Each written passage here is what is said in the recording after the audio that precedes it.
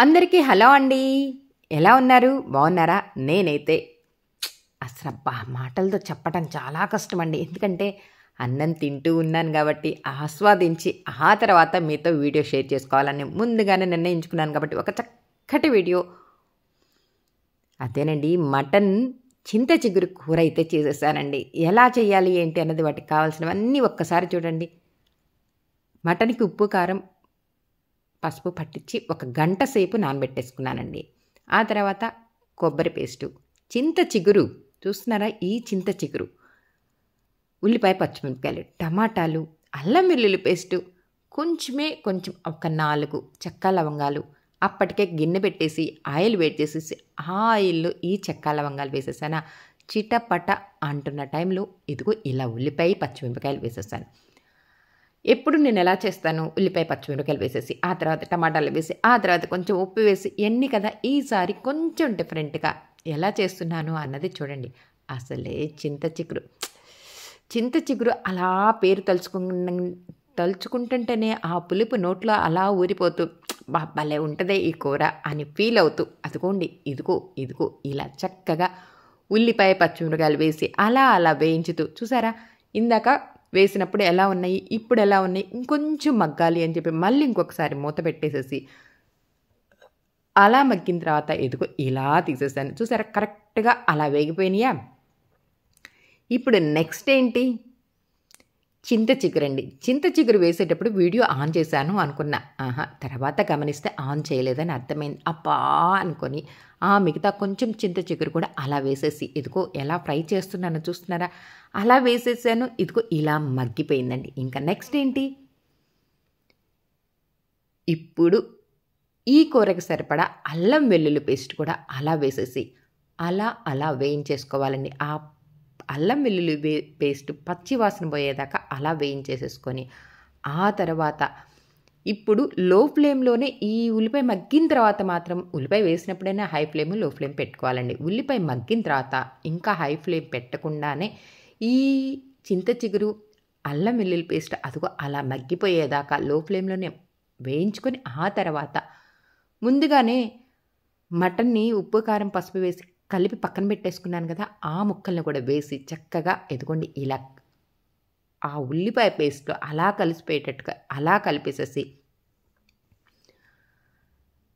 ఈ మటన్ ముక్కలు వేసినప్పుడు మాత్రం ఒక్క 2 నిమిషాలు హై ఫ్లేమ్ పెట్టేసుకొని అలా కలుపుతూ ఆ తర్వాత మూత పెట్టేసేసి లో ఫ్లేమ్లోనే చక్కగా ఉడకనిచ్చేసుకోవాలండి.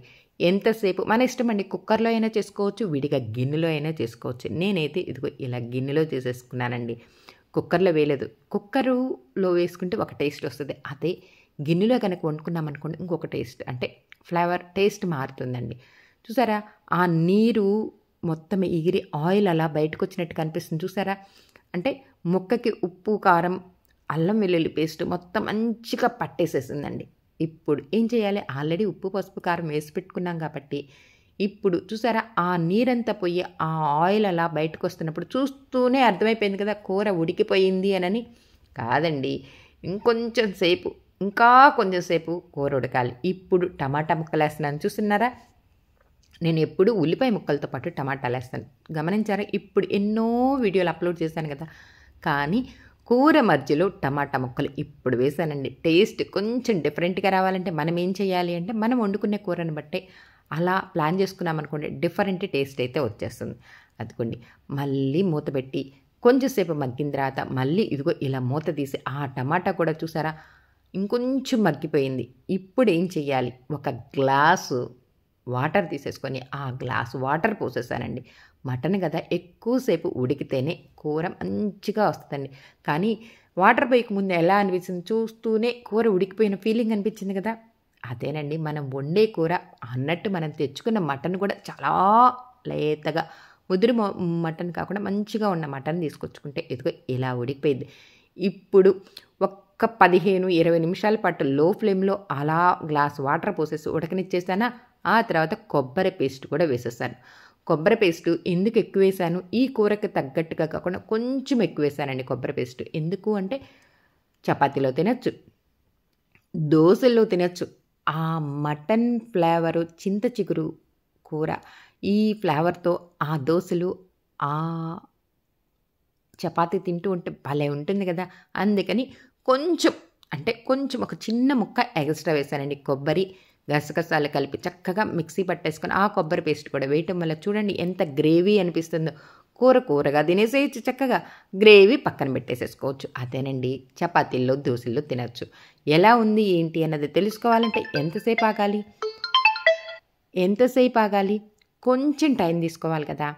అదే ఉడికిన తర్వాత చక్కగా అన్నం అలా పెట్టేసుకొని ఇలా తింటూ ఉంటే భలే ఉంటుంది కదా అన్న ఫీల్ అవుతూ ఇంకొంచెం సేపు ఉడకనిచ్చేసి ఆ తర్వాత గరం మసాలాను, కొత్తిమీర వేసేసి చక్కగా అలా దింపేసి ఇదిగో ఇలా సర్వింగ్ బౌల్లోకి అయితే తీసేసుకున్నానండి. ఎలా ఉంది నేను అప్లోడ్ చేసిన ఈ చింత చిగురు కూర, అదే మటన్లో చింత చిగురుతో వండిన ఈ కూర మీకు నచ్చిందా? నచ్చితే లైక్ చేయండి, షేర్ చేయండి, సబ్స్క్రైబ్ చేసుకోవడం మర్చిపోవద్దండి. నేనైతే అలా తింటూ ఆస్వాదించిన తర్వాత అలా రిలాక్స్ అయ్యి ఇదిగో ఇలా వీడియో అయితే చక్కగా అప్లోడ్ చేయడానికి రెడీ అయ్యాను. మీకు నచ్చిందనే అనుకుంటున్నానండి. వేడి వేడి అన్నంలో అలా మటన్ తింటాం భలే ఉందండి చింత చిగురు మటను.